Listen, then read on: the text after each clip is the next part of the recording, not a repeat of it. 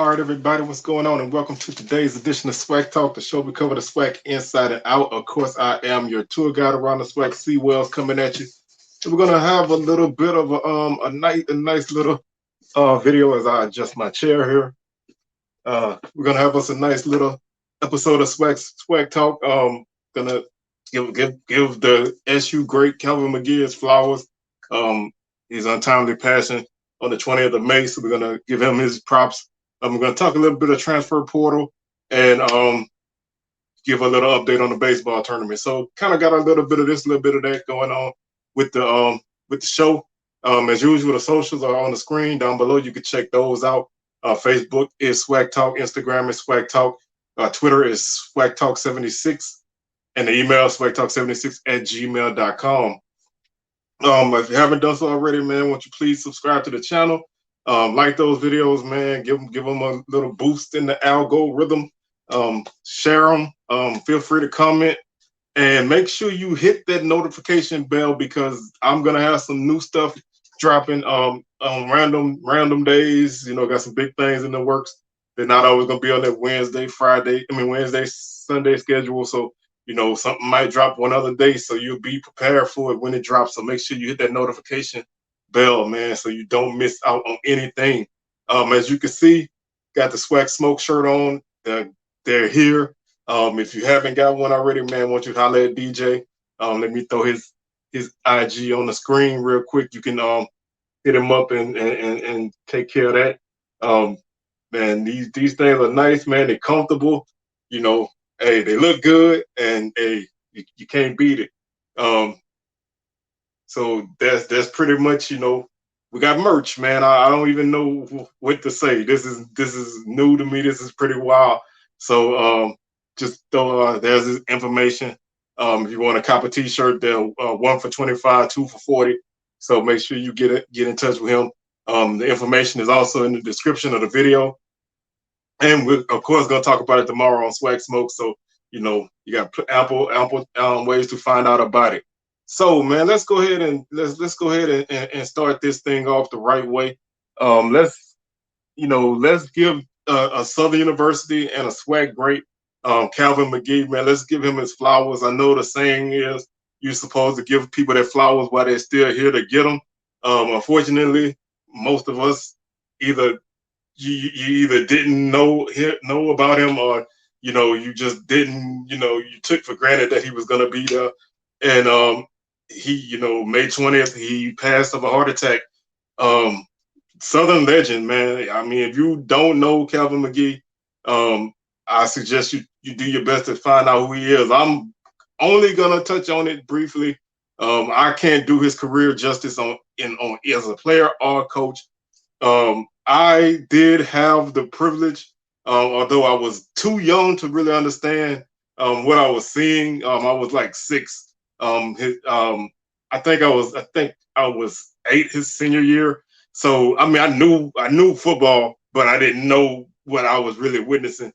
And as a pro, I had no real clue because I wasn't in the pro sports at that age like that. So off top, man, you know, New Orleans native, Booker T. Washington High School alum, came to Southern, tight end, was the leading receiver for Southern. Southern's offenses weren't the most explosive back then in the Otis Washington days, but he was a very, very consistent contributor. He's a guy who was gonna get in the end zone. He was gonna make big catches.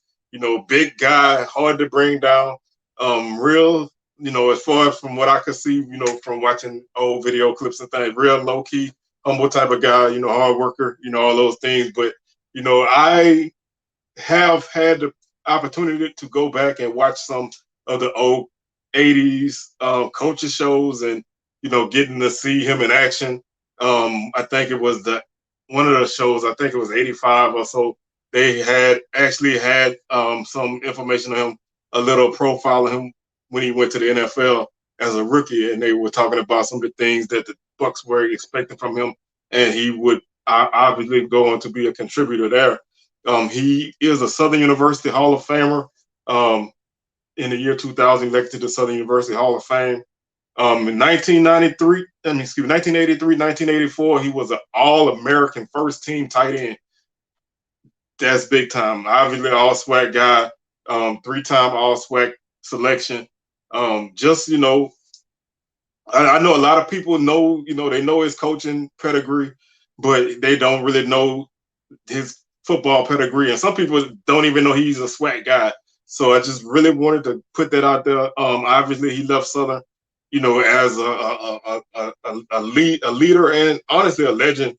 I wish he got more attention from me as well.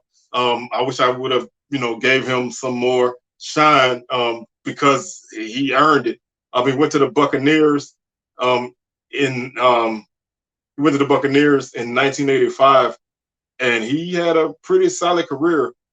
He was able to contribute to the team and make some serious plays, with the Bucks. I think they said 114 career receptions, 114 career receptions, 1,379 yards. Just, like I said, as a guy who came in, had to work and earn his spot. He was drafted in. Let's see. Let's take a look at his things. Okay, in 56 games, he started 34 games in his career. He played from 85 to 89 with the Buccaneers. He caught a career high of 45 catches in his second year. Also a career high in yardage, 564. He had 5 touchdowns his second year. His second year was his best year. He had a 45-yard catch. He averaged 35.3 yards per game. His rookie year, he caught 26 passes for 288 yards, 3 touchdowns. He averaged 11.1 yards per catch his second year. And his third year, he averaged 12.5 yards per catch. His second year, he caught 34 passes for 429 yards and 3 touchdowns. Last year, he didn't really have that many games. He played in 13 games. He only started 3, but he started 24 games in a 2-year span, 31 games in a 3-year span. His rookie year started 7, second year started 11, 13, and third year started 11. So this was he came in and he was able to produce and he played, well. He definitely did his thing. I just wanted to give him, a salute as a player. After his playing days ended in 1990, he became the associate head coach and offensive coordinator at Tampa Catholic. He was there from 1990 to 1995. In 96, he went to USF, which I think 96 was their first year of football. Maybe 95 was, but he was somebody who was integral in the beginning of the USF program. He coached tight ends in 96. In 97, he coached running backs at USF from 97 to 98. And 99, 2000, he was the run game coordinator and running back coach at USF. He left USF to go to West Virginia with Rich Rodriguez. From 2001 to 2006, he was a running back coach. From 2005 to 2006, he was the offensive coordinator and running back coach. And in 2007, he was associate head coach, offensive coordinator, and running back coach. And those mid 2000 West Virginia teams, they were some serious teams, man. They had a really great offense in those days. They were a team that was contending for the Big East title at that time. So he was responsible with Rich Rodriguez for those offenses. He left West Virginia with Rich Rod to go to Michigan. And he was the offensive coordinator and running back coach from 2008 to 2010. 2011, he had a stint at Pittsburgh with the Panthers, associate head coach, co-offensive coordinator and running back coach. From 2012, 2017, he hooked up with Rich Rodriguez again in Arizona with the Wildcats. This time he was the associate head coach, co-offensive coordinator and running back coach. 2018, he did 1 year in New Mexico as offensive coordinator and running back coach. And 2019, he coached tight ends at Ole Miss. And in 2021, he coached at Duke. He was the running back coach. And then this December, he was hired at Jacksonville State to go along with Rich Rodriguez in Jacksonville State. Um, he was he was gonna coach there as a tight end coach, and until he ultimately passed away this past week. So I just really wanted to give him, give him the credit and salute that he deserved. And I just, this is a guy that I can say I was aware of his time at Southern. I wish I was older at that time so I could really recognize, greatness. But you are placed where you're placed in time, and you just have to adjust. But this is a guy I want him to get the praise that he deserves. So this is a SWAC legend. Um, Calvin Magee, prayers and condolences to his family, and just really much love, and just wanted to kind of give him his praise. Um, it's kind of it's honestly kind of weird to go from this to something that is not as serious, but that's what we do. So we're gonna kind of segue real quick to um, I'm gonna segue real quick to the transfer portal. I lost my train of thought there. Um, Obviously, we've talked about the transfer portal quite often, but this is something I saw. This is another tweet that I saw. And I see tweets from time to time, and now I like to use my platform to kind of respond to them. They're typically not going. This is not a rant, and this is nothing I disagree with. These are just numbers. But I wanted to share these with you guys. I don't know if you're active on Twitter, you may have seen them, you may have seen it on Facebook. But for those of you who haven't, that here they are. And if you have, hey, you can see them again. It won't hurt you. But this is a tweet. As I put this up on the screen, this is a tweet from Sam Herder. He works. He's a writer for Hero Sports, and he's like a big time FCS guy. Really knowledgeable guy. Just he put together a list of the teams bringing in the most transfers in FCS. In FCS, bringing top.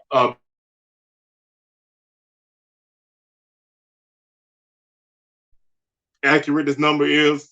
If it's not correct, you guys let me know in the comments. Don't just say, "Hey, that's wrong." If something needs to be corrected, man, feel free to let me know, and I'll go from there. But per this list, Alabama A&M has 26 FBS transfers coming in. Jackson State is shown with 15. Grambling with 11. Um, Alabama State with 10. FAMU and Southern each have 9. Not making this list, Alcorn has 7. Bethune-Cookman and Prairie View have 4. Valley and Pine Bluff have 2, and Texas Southern is shown to have 1. These numbers don't really mean, obviously these numbers don't really mean a lot. Some teams obviously went a little bit heavier in the portal because they're young teams, or they have new coaching staffs and they want to turn over the roster pretty quickly. A team like Texas Southern is a mad young team. They don't have very many seniors, so there was really no need to add guys unless you have a guy fall in your lap, so to speak, that you just can't pass up. But numbers wise, they're pretty solid. A team like Valley, I thought they may hit the portal more, but they've been doing the JUCO thing, and kind of cruising on the radar, getting guys out of high school and trying to develop that way. Obviously, Alabama A&M, their number is high because they are throwing numbers at every position. Because they still have some issues on defense. They're throwing a lot of numbers at them. They have some guys, openings on offense, and they're just trying to fill needs and continue to roll.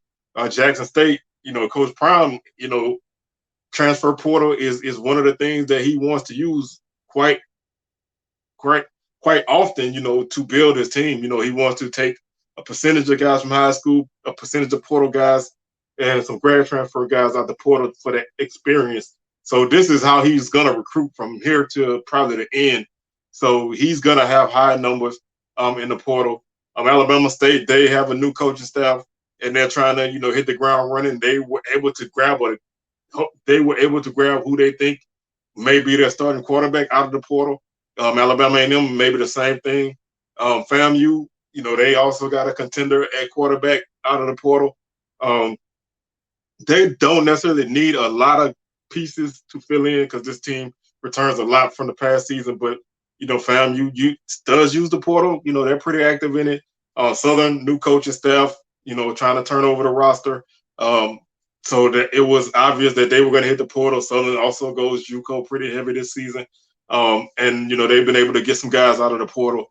They also have a few FCS transfers at Southern, also out of the portal. So they've gone FBS and FCS to bring in guys.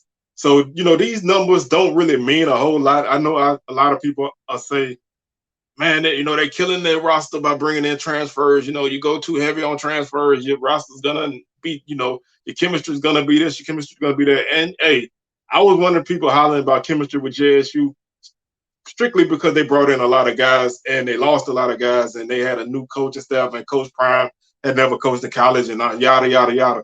But, for most people, the perception of a transfer is different now. I mean, obviously, guys leave for a reason, just like they did back in the day. The portal obviously gives people more opportunity to be seen and a way to communicate with people, and have the communication, come their way as well. So the avenues are greater, but guys are leaving schools at a higher rate than they did before. So you're not always just going to get that, fourth string running back that, wasn't going to see the field at Virginia. You're getting guys who can start. Some guys may be starters. They want to leave and they want to go to another opportunity, or they want to, HBCU is the wave now. So some guys maybe they want to leave and go to HBCU or whatever, or they maybe want to go play for their hometown team. They have a year left. They want to just do that. So you still get those guys who are buried on the depth chart, but you also getting guys now who are getting playing time and are honestly contributors, and they will contribute to these teams. So I think bringing in a heavy number of portal guys, I don't think that's a year by year thing. If you do it 1 year and you bringing in, guys with 2, 3, 4 years experience, these guys are already coming out of college systems. They understand how to work in college. They understand the mentality of being in college and playing. Now, I'm not saying that a guy who was the fourth string long snapper at Duke is gonna walk on campus and start over anybody just because he is an FBS guy. There's kids come out of high school that might be, they might acclimate quicker and they're more talented. So, it's always a give and take, but I don't have a problem with going heavy in the portal, at least, for 1 year to fill holes, especially if you're getting guys with multiple year eligibility. A couple grad transfer guys in key spots, is important. Hopefully it's a spot that you can build up depth behind. You can have a guy who comes in and starts as a senior, and he can lead the younger guys behind him and help them develop. So when he leaves, they can pick up from where he left off at. To me, that's the perfect way to do it. I don't think going 30 guys in the portal every year, I don't think that's sustainable. That means you have consistently high turnover in your program, and that means you're probably not winning very many games. Obviously Jackson State is an outlier to that because they are the team that's getting a lot of attention. Guys want to come to Jackson State. Guys want to play for Coach Prime. They want to play in the vet. They want to, they want to be there. They want to get that exposure. So guys are gonna flock to JSU whether people are there or not. So it's kind of different looking at that as opposed to another school, but it still all shakes out in the end. You need to find the guys that fit your program the best. You need to find guys that are gonna consistently contribute to your program, and that they're gonna be quality guys for your program. So these, like I said, these numbers they don't tell the whole tale. Now, if you have a team with a lot of transfers, that doesn't automatically mean they're gonna be great, and that doesn't automatically mean that this team is gonna be a chemistry mess, and vice versa with low numbers. So it's all in who you get and how they acclimate to your program and your systems. And you can have a highly touted guy come in and don't perform, or you can have a guy who come in who was on the bench and buried, and he's able to play because he's hungry and he fits in well with the system that he's playing in. So you take a guy like a James Houston, who was a very solid guy at Florida. He comes to JSU, changes positions, he's in the NFL, and was a big major contributor to JSU.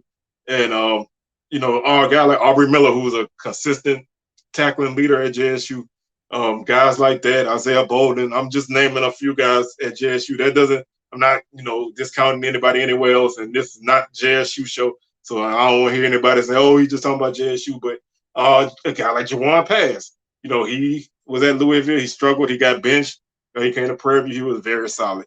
So you can have those guys that come in and do that. Then you can have guys who come in and don't do anything. So it's just a mixed bag. It's a crapshoot. But I just wanted to put those numbers out there because that list caught my attention, and I just wanted to share how I felt about it. And that's pretty much that. I wanted to talk about the baseball tournament because it actually started today.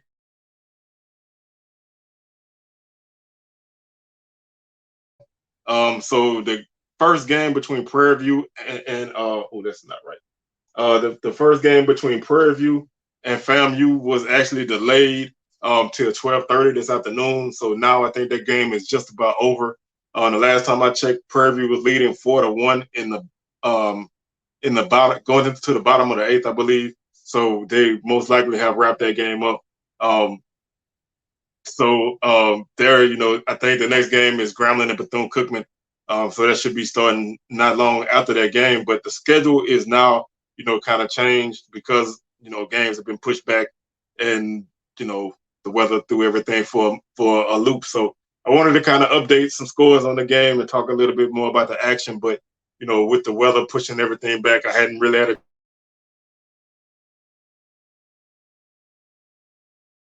on Sunday when we wrap up the tournament, and probably touch on it a little bit tomorrow on Swag Smoke. So that's gonna do it for today's show, man. I want to thank y'all for tuning in. Hope you guys enjoy the rest of your day. I'm gonna enjoy my day. Me and my wife, we're celebrating 8 years of marriage, and that's 8 years of dealing with me fussing about Southern. So she's a great lady for putting up with that. But with that being said, man, I just want to thank y'all for tuning in. I'm gonna stop this bus and hop on out, man. Y'all enjoy yourself, and catch y'all tomorrow when we do another edition of Swag Smoke. Peace.